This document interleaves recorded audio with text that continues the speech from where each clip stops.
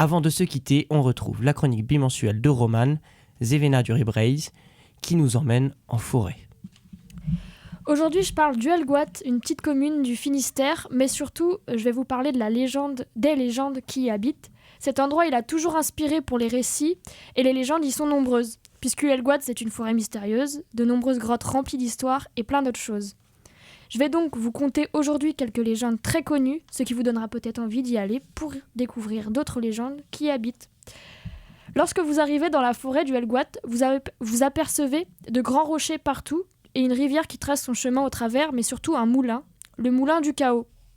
On raconte que ce moulin du chaos, c'est l'œuvre de Gargantua. Étant de passage, il demanda l'hospitalité aux habitants, mais il se mit en colère qu'on ne lui serve pas de bouillie au blé noir.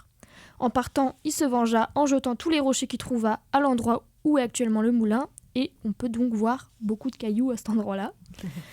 Ensuite, on avance dans la forêt et on tombe sur plusieurs grottes. Une des plus connues et qui habite le plus de légendes est selon moi la grotte du diable. Une légende dit un révolutionnaire de Bérien se serait réfugié dans cette grotte et il était poursuivi par les Chouans. Donc pour ceux qui ne savent pas, les Chouans, c'est les partisans royalistes pendant la guerre de la chouannerie qui a eu lieu dans l'ouest de la France entre 1792 et 1800, opposant les royalistes et les révolutionnaires.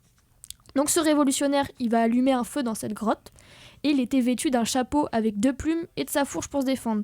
Et quand les Chouans sont arrivés dans la grotte, ils ont vu l'ombre de ce révolutionnaire et ils ont cru que c'était le diable. Donc en sortant, ils ont hurlé « Au diable, ce qui baptisa la grotte.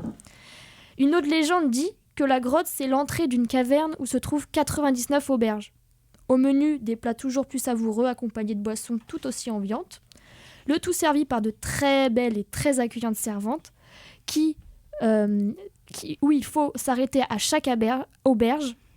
Et à la 99e, c'est le diable qui y est. Celui qui a su rester sobre est sauvé et peut rejoindre le village, mais les autres sont précipités en enfer à l'aide de la fourche du diable.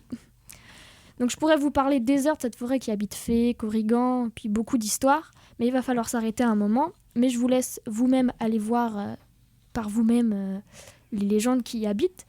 Et pour terminer, je vais vous parler d'une autre grotte qui s'appelle la grotte d'Artus, et donc d'une légende qui y habite, puisque pour moi c'est la légende la plus fantastique, celle que je préfère.